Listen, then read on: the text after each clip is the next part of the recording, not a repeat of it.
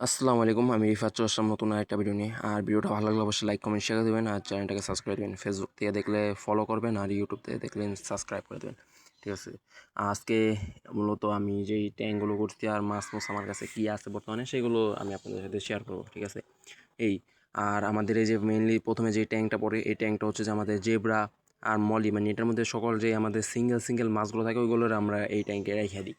যেহেতু যেগুলো male female বা নাই যেগুলো সিঙ্গেল মাছ ওগুলো এখানে আমাদের একটা মলি আছে যেটা একটু ছিল মানে দুর্বল, যার কারণে এটাকে এখানে রেখে দিছি।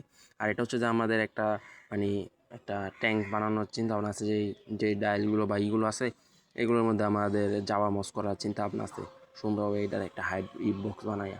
ঠিক আছে, আর এখানে যেই সিমগুলো ছিল ওই সিমগুলো আমাদের এই ট্যাঙ্কে রাখা আছে। সকল সিম এই সাইড দিয়ে ঘুরতেছে, মানে এই ট্যাঙ্কের আন্দাজে সিম বেশি, যার কারণে যে দেখতে পাচ্ছেন সাইড দিয়ে সকল সিম ঘোরাফেরা করতেছে। ওদেরকে অতি তাড়াতাড়ি আমরা এই ট্যাঙ্কে আবার দিয়ে দিব, ওই ট্যাঙ্কে ওদের হইতেছে না জায়গা। এই ট্যাঙ্কে আমাদের কিছু সিম দিছি আর প্লরবারটা মানে ওয়ান পিস আমাদের প্লরবার এক পিস রাখছি আমরা স্মৃতি হিসাবে, যেহেতু আমাদের প্লরবার পেয়ারটা সেল করে দিছি যার কারণে এক পিস রাখা।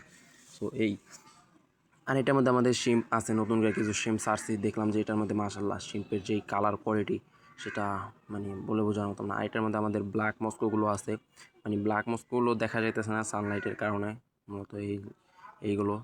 আর পুরো ট্যাঙ্কটা আমি ঢাইকা দিছি পুরো সেলভিনিয়া ফকউইট দিয়ে। আর এগুলো ফাইটার দেখি শীত গেলে আমি কিছু ফাইটার আনার চিন্তা ভাবনা আছে এগুলো।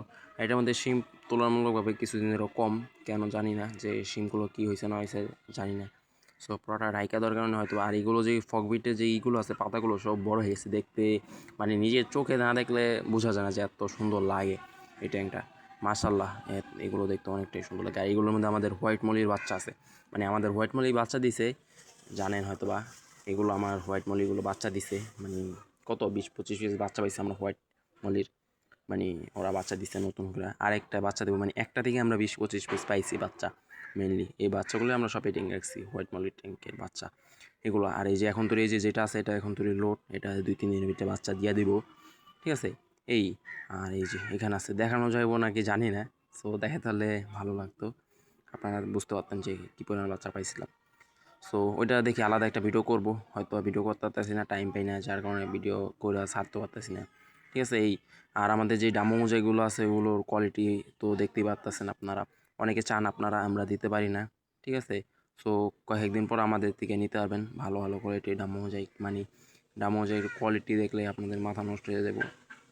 সো এটার মধ্যে যে মেনলি রামো মোজাইকগুলো ছিল কিন্তু আমরা অন্য একটা ট্যাঙ্কে দিছি এখানে, তারপরও কিছু রামো মোজাইক রয়ে গেছে। আর এটার মধ্যে আমরা সিম সারছি নতুন করে ব্লু সিমটা আমাদের এখানে এখন বর্তমানে নাই বেশি, যার কারণে আমরা এই ট্যাঙ্কে আলাদা করে করার চেষ্টা করতেছি।